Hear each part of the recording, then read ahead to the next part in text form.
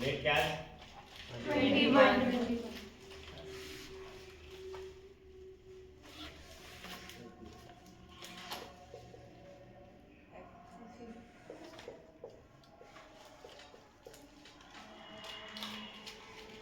Yes, दो times करवा दिया आज। Good morning class. Good morning sir. एक बार स्कोर का डिस्कस कर लेते हैं, किसका कितना कितना आया। आज हमने सिर्फ 12 क्वेश्चंस किए हैं। अब बेटा पीछे से स्कोर बताओ एक बार। 2 8 9 5 4 2 9 5 6 9 1 3 2 8 5 7 5 और ठीक बेटा कितने? 9 9। गुड, इम्प्रूवमेंट आ गई ना। कल बोला था वर्ड्स पे ध्यान रखना। एक बार मिस्टेक्स को देखें भाई, मिस्टेक्स कौन कौन सी की आपने?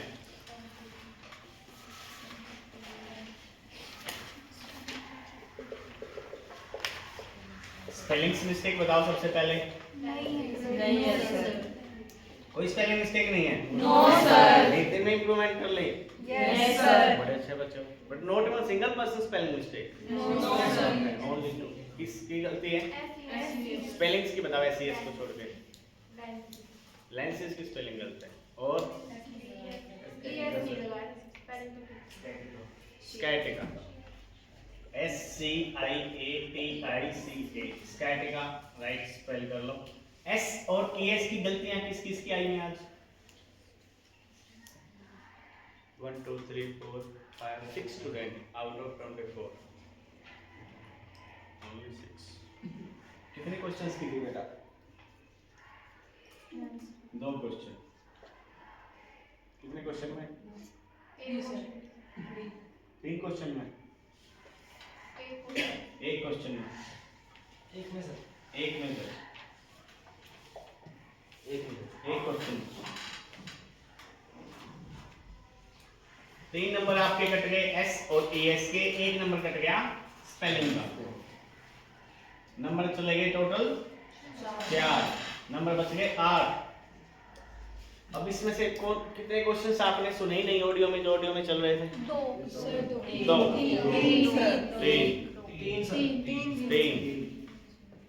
3 आपने वो नहीं सुने। उन्होंने एवरेज लगा लेते ना, मैक्सिमम नंबर अपन उठा लेते हैं ताकि अपने को आइडिया मिल जाए। क्वेश्चन हो गए टोटल 8, 4 और 6 7 हो गए ना।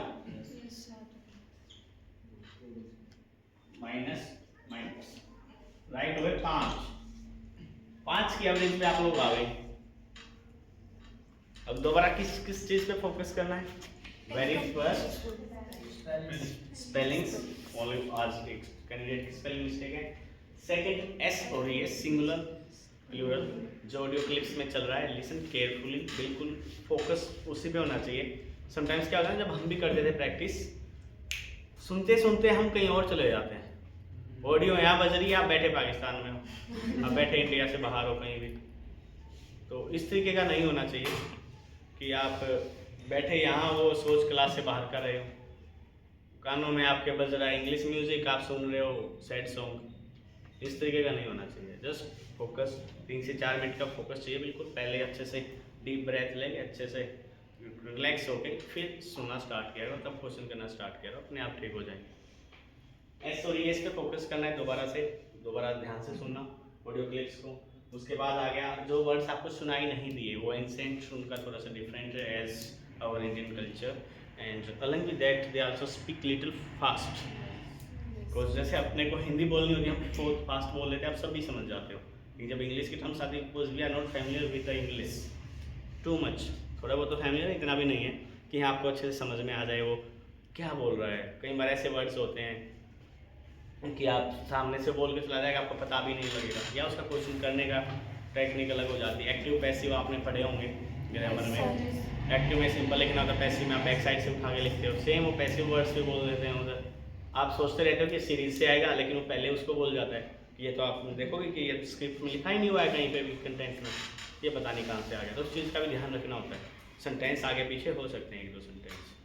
Got it? अब उसके बाद अगर थोड़ा सा और मैं बेसिक बताऊं,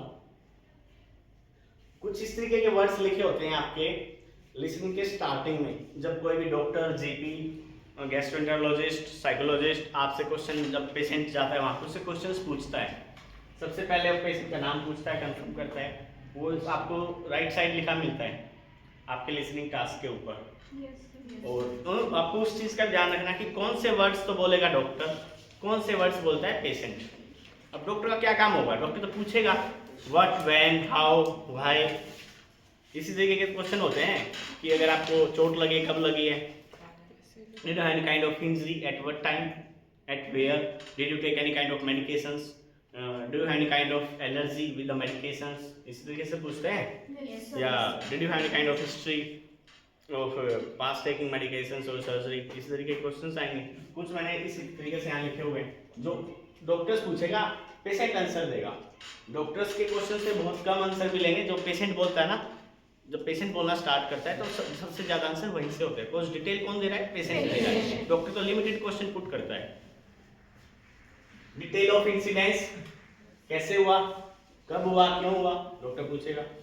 उसके बाद सिम्पटम्स क्या क्या थे, कंसर्न, कि आपके अभी इसके आगे फर्दर कोई कंसर्न है, जैसे पेशेंट बोले कि मेरे को चोट तो लगी लेकिन मैं कंफ्यूज हूँ कि मेरे फेस पे चोट लगी है और इससे मेरा अपीयरेंस खराब तो नहीं होगा इन फ्यूचर, या इससे मेरी ड्यूटी पे कोई इम्पैक्ट तो नहीं आएगा, अगर मेरे को पैर में चोट लगी इन फ्यूचर मेरे को लिंक्स तो नहीं हो जाएंगे, लंगड़ा के तो नहीं चलूंगा, या कोई सर्जरी तो नहीं होनी है। इस टाइप के कंसर्न पेशेंट के रहते हैं। फिर past history, as per I told you कि कोई सर्जरी तो नहीं हो रखी है उस पर्टिकुलर पार्ट पे, या मेडिकेशंस तो नहीं ले रहे हो आपको, अगर मेडिकेशंस ले रहे हो तो उससे किसी काइंड की आपको एलर्जी तो नहीं है, या जो मेडिकेशन हम भी आपको एडमिनिस्ट्रेट करेंगे उससे आपको any kind of allergy feel हो तो अपने को बता देना। हाइट्स हैं, आपको पैचेस आ रहे हैं, कुछ भी आ रहा है आप बता देना इस तरीके से। बैकग्राउंड डिटेल्स में, बैकग्राउंड डिटेल्स में कोई भी डिटेल्स उसकी ले सकता है, फैमिली डिटेल्स ले सकता है, मेडिकेशन डिटेल ले सकता है, सर्जरी डिटेल ले सकता है, कोई पास्ट मेडिकेशन ले रहा है उसके लाइफस्टाइल की डिटेल है, कुछ भी डॉक्टर पूछ सकता है उससे। अब जैसे मेडिकेशन और ऑक्यूपेशंस के बारे में पूछता है ताकि उसको थोड़ा सा ना रफली आइडिया हो जाए डायग्नोज करने में कि हाँ that may be that might be the trigger factor of this particular disease. तो वो चीज़ें हमेशा ध्यान में रखनी होती है, इन सारी चीज़ों पे फोकस करना है जब स्क्रिप्ट चले, जब ऑडियो चले आपको। उसके बाद कुछ कॉमन वर्ड्स है, मैंने कल भी लिखवाया कि आपको पेन से रिलेटेड वर्ड्स जो यूज होते हैं। आज है एंजाइटी एंड वरी, ये वो वर्ड्स हैं जो आपकी लिसनिंग में फ्रीक्वेंटली आते हैं और आपकी स्पेलिंग्स में मिस्टेक होती है इनकी, तो इनको पहले प्रोनाउंस कर करके इतने हैबिचुअल हो जाओ कि आप सोते सोते भी आपके कान में बजे ना आपको पता चल जाए, आपका हाथ डायरेक्ट चले कि ये स्पेलिंग इस वर्ड की होनी है। या आप किसी भी एंसेंट में बोले, ब्रिटिश में बोले, अमेरिकन में बोले, लैटिन में बोले, आपको डायरेक्ट समझ में आ जाए कि हाँ ये बोला है उसने। राइट, फर्स्ट वरीड, राइट बाद में कर लेना भाई, पहले देख लो।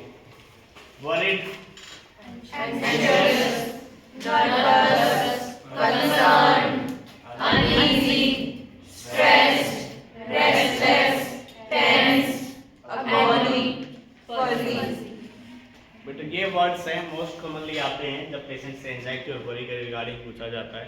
और भी वर्ड्स हैं लेकिन अभी थोड़े थोड़े करके अपन याद करना स्टार्ट करेंगे ताकि आगे परेशानी ना आए आप लोगों को, और इजीली आपको सारे के सारे वर्ड्स भी रिमेंबर हो जाए और आपको पता रहे कि हाँ इस काइंड के वर्ड्स पर्टिकुलर लिसनिंग आते हैं। Got it? Yes, और sir. किसी स्टूडेंट का कोई कंसर्न? कोई कंसर्न नहीं है? सर जैसे हमने इनकम्प्लीट लिखे हुए थे कोई sentences, sensation from sensitive to light, उसमें आपको उस पर्टिकुलर वर्ड्स को जहाँ से वो स्टार्ट हो रहा है वो सेंटेंस वहाँ से पढ़ना स्टार्ट करना होता है। ये देखना होता है कि जो आपने आंसर लिखा क्या वो कंप्लीट हो रहा है वो पर्टिकुलर सेंटेंस लिखने से, या वो नहीं हो रहा है। कुछ में वर्ड्स क्या होता है, हेल्पिंग वर्ड्स की नीड पड़ती है, किसी में आर्टिकल्स की नीड पड़ती है और आप उसको डायरेक्ट लिख दो। अगर मैं बोलूँ कि I am a educator, a educator आएगा, एन एजुकेटर एन आएगा, और वहाँ पे लिख रखा है यू आर ए डैश और लिस्टिंग में आ गया एजुकेटर, तो कॉमन सेंस है वहाँ पे एन एजुकेटर लिखना है। सर बट अगर पहले से ए लिखा हुआ है और हम ए लिखा ही नहीं होगा ना, वो गलत नहीं लिखेंगे, वो डैश छोड़ देते हैं उसको, क्योंकि वो बहुत हाई प्रोफाइल क्वालिफाइड पर्सन्स होते हैं जो टेस्ट बनाते हैं। हो सकता है कि हाँ किसी इंस्टीट्यूट ने या मैंने मेरी खुद की स्क्रिप्ट्स बना रखी हैं और उसमें कोई मिस्टेक होगी तो बात अलग है, लेकिन ऑथेंटिक पेपर्स में कभी भी कोई मिस्टेक्स आपको नहीं मिलती है, आज तक तो नहीं मिली है भाई। और बेटा बॉयज़ में कोई डाउट? ठीक है भाई, बंद कर दो।